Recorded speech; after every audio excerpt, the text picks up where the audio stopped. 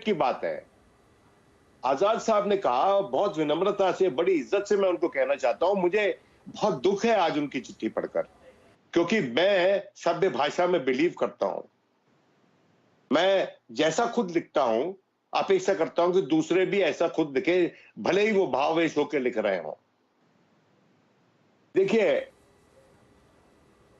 ये आप कह रहे हैं कि उन्होंने कहा कि जिस तरह से रिमोट कंट्रोल से यूपीए चल रहा था, उसी तरह से रिमोट कंट्रोल से अब पार्टी चल रही है। तो भैया, आप तो मंत्री थे दोनों यूपीए की सरकारों में, उस वक्त खड़े होके आपने why didn't you bell the cat?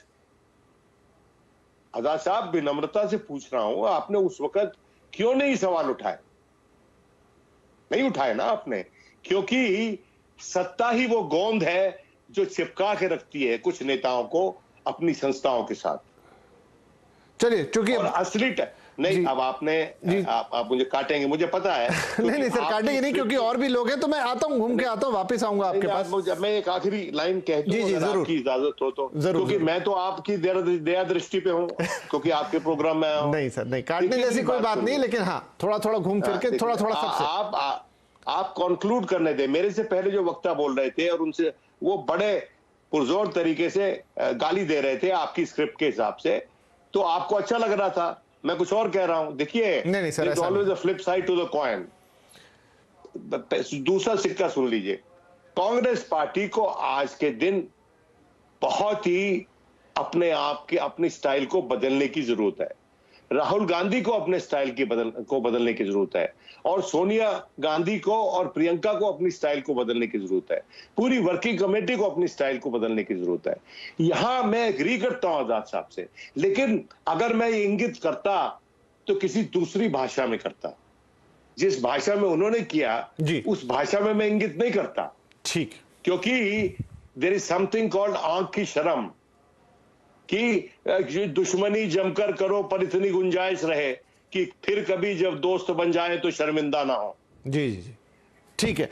Pradeep साहब, तो गुलाम नबी आजाद साहब ने जो किया, यूं तो गलत नहीं किया, जैसा अभी सर भी कह रहे हैं और कांग्रेस के प्रवक्ता ने भी कहा, लेकिन उनको ये क्यों करना पड़ा? उनका ये दर्द झलका तो इस अंदाज में क्यों झलका? आखिर ये भी तो साइड है हमारे सोचने के लिए कि क्यों। उन्होंने बहुत सारी बातें लिखी हैं। देखिए, उन्होंने करीब करीब 7-8 किरदारों की बात की है अपनी उस चिट्ठी में, 2-3 वाक्यों की बात की है, समय का कालखंड की बात की है।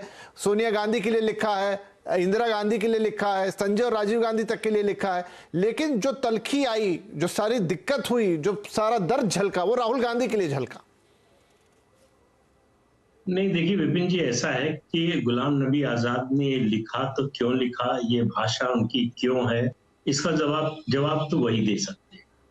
लेकिन एक बात है कि ये होता हुआ नजर आ रहा मेरे लिए, मतलब ये आश्चर्यजनक नहीं है, इसलिए कि जो 2 साल पहले अगस्त 2020 में G23 की चिट्ठी थी, ये उसी का एक्सटेंशन है। उसमें विचारधारा के, उसमें व्यवस्था के प्रश्न, उसमें संगठन की कार्यशैली के प्रश्न उठाए गए थे। इसमें उसके साथ साथ व्यक्तिगत प्रश्न भी उठाए गए। तो इसलिए विनोद जी जो बात कह रहे हैं, वो मैं उनसे बहुत ज्यादा असहमत नहीं होऊंगा, क्योंकि देखिए ऐसा है कि लंबे समय तक आप किसी से जुड़े हैं तो व्यक्तिगत आक्षेप करने में थोड़ा संकोच होना चाहिए।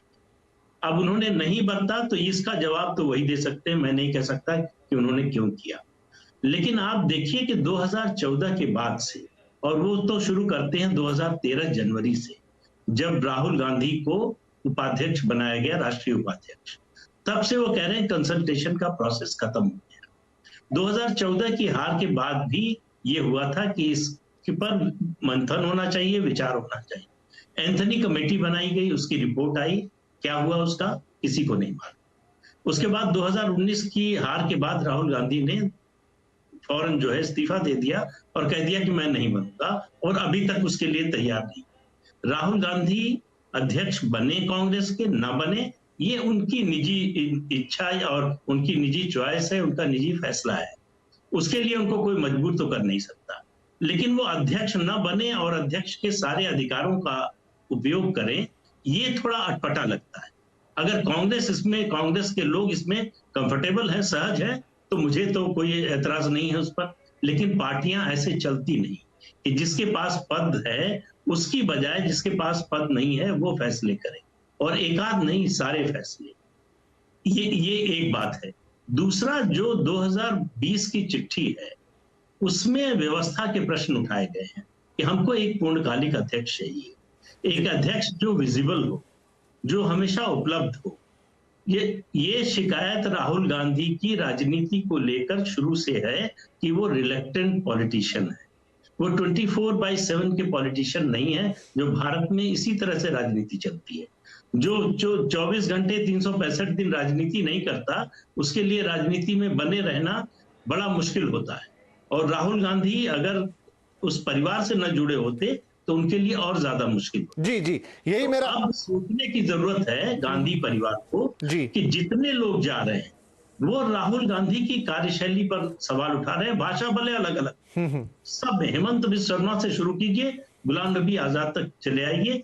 दो शिकायतें कॉमन है, राहुल गांधी का जो व्यवहार है और कम्युनिकेशन की कमी। अगर इसको दूर नहीं किया जाएगा तो गुलाम नबी आजाद की आप आलोचना कर लें, गाली दे लें, उनको भला बुरा कह लें, उससे कांग्रेस का कोई भला नहीं होगा। ठीक।